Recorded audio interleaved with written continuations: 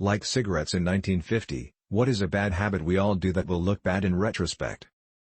Scrolls 12th straight hour of social media, can't think of one. Social fucking media. Also constant stimulation.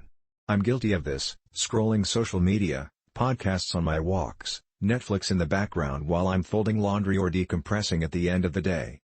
It's rare that my brain isn't flooded with noise and information. Sometimes I force myself to take out my AirPods on a hike so I can hear the birds and wind and my crunching footsteps, and my mind will begin to wander and think on its own, but after a while my brain gets antsy for more noise so it can shift to autopilot again. Not sleeping / horrible sleep schedules has a huge overall effect on our health, but it goes unnoticed for many. Also, the problem has to do with social media and how kids ruin their sleep by being on their phones during the night. Fillers and implants.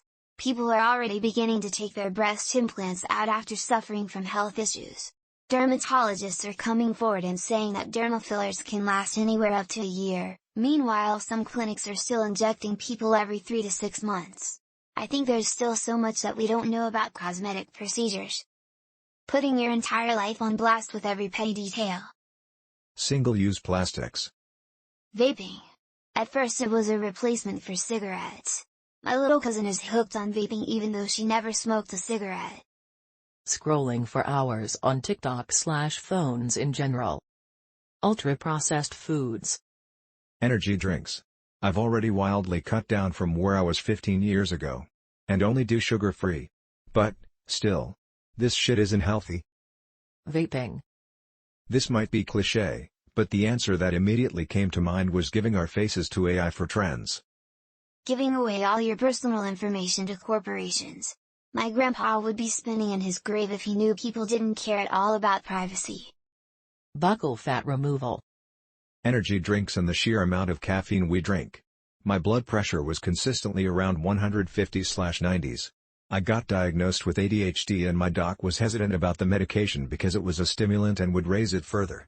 I told her I'd stop drinking energy drinks. I was up to 2 to 3 16-ounces Monster Rehabs a day, and cut back on my caffeine intake in exchange for the meds, and she agreed. I haven't touched a drop of energy drinks since, and my coffee intake is 1 to 2, 8-ounces, cups a day max. It was a rough couple days, but I came out the other side not needing coffee in the morning and not being affected at all if I go a day or two without it.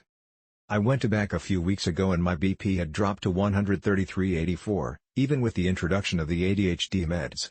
I feel so much better without the excessive caffeine. I won't totally give it up due to social reasons, but I don't see coffee as a need anymore. I enjoy tasting high-end brews, but it's not a fuel for me or a stopgap for not getting enough sleep the night before. Spending hours on Reddit. Alcohol.